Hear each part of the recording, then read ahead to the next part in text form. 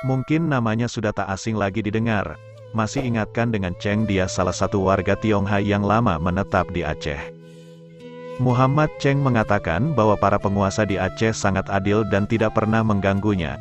Setiap orang pasti punya perjalanan spiritual masing-masing dalam memeluk agama Islam memang berbeda-beda. Seperti kisah Muhammad Cheng, pria keturunan Tionghoa yang jadi mualaf setelah selamat dari tsunami Aceh 2004 silam. Beberapa kali memiliki kisah istimewa karena dihadapkan dengan momen yang menjadi titik balik dalam hidupnya. Meskipun Muhammad Cheng dan keluarga termasuk ke dalam bangsa minoritas di Aceh, namun mereka tinggal dan hidup berdampingan. Selama 3 generasi ia tinggal di wilayah paling islami di ujung barat Indonesia untuk berdagang. Kami datang ke bagian yang paling islami di Asia Tenggara ini untuk berdagang, termasuk nenek moyang, dan mereka tetap tinggal karena telah menemukan lingkungan yang kondusif. Di Aceh para penguasa adil, ramah, dan tidak mengganggu kelompok minoritas. Keluarga saya menjaga tradisi Tiongkok kuno untuk memuliakan dan menyembah leluhurnya, dan saya melakukan hal yang sama, jelas Muhammad Cheng. Setiap harinya, Muhammad Cheng akan membuka toko dan memberikan persembahan kepada altar nenek moyang. Tak hanya itu, pada siang hari ia akan mengulangi hal yang sama untuk menawarkan dupa.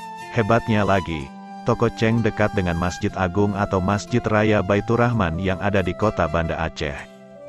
Saya selalu mendengar panggilan azan dan saya baru saja akan membuka toko di dekat Masjid Agung Banda Aceh pada tanggal 26 Desember tahun 2004, katanya dalam sebuah video. Di hari itu, Cheng mengatakan semua tampak seperti biasa. Namun, ada hal yang membuat Muhammad Cheng merasa aneh. Burung-burung tidak berkicau dan kucing yang biasa menunggu Cheng membuka toko tidak terlihat. Awalnya, Muhammad Cheng memang tidak terlalu memperhatikan kejanggalan di pagi itu. Namun, tiba-tiba ia mendengar suara gemuruh yang sangat kuat dan kencang. Muhammad Cheng melihat orang-orang keluar dari toko mereka kemudian kembali masuk ke dalam. Selang beberapa saat, Muhammad Cheng mengatakan bahwa orang-orang kembali berlarian dan berteriak. Dia pun segera mengambil kemenyan dan meminta bantuan pada leluhur. Namun, air yang datang justru semakin banyak dan membuatnya semakin takut. Orang-orang histeris dan berlari menuju masjid sambil berteriak, dan kemudian saya melihat air mengalir lebih banyak mengalir di jalan dan menuju masjid. Saya menjadi takut dan berlari ke atas, kata Muhammad Cheng.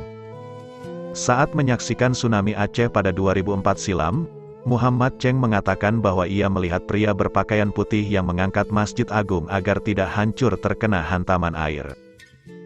Muhammad Cheng menyaksikan dahsyatnya tsunami Aceh tahun 2004 silam secara langsung dari atas balkon tokonya.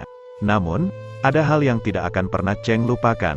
Dia mengatakan bahwa dirinya melihat pria jangkung berpakaian putih mengangkat Masjid Agung seakan menjaga agar masjid tak hancur dihantam kerasnya air. Tiba-tiba saya melihat sesuatu yang sangat aneh.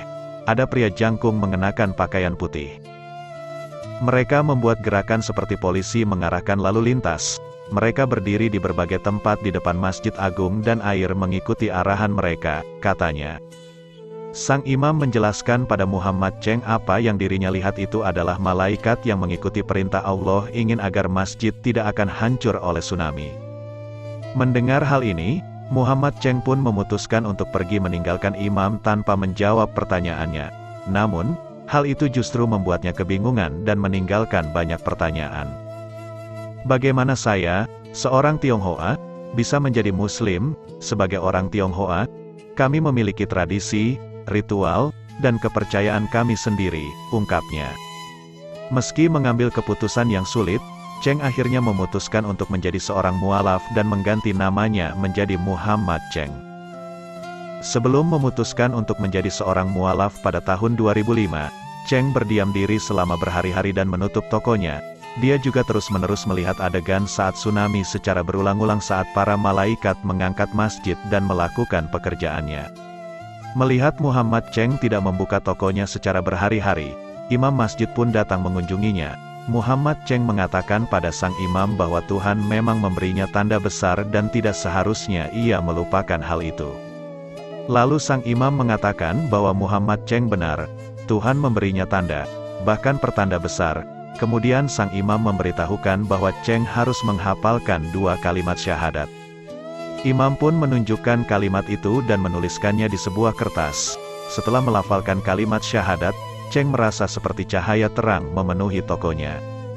Sejak menjadi seorang Muslim, Imam selalu datang setiap hari untuk mengajari Cheng tentang Islam, termasuk menunjukkan bagaimana cara berdoa dan membaca Quran.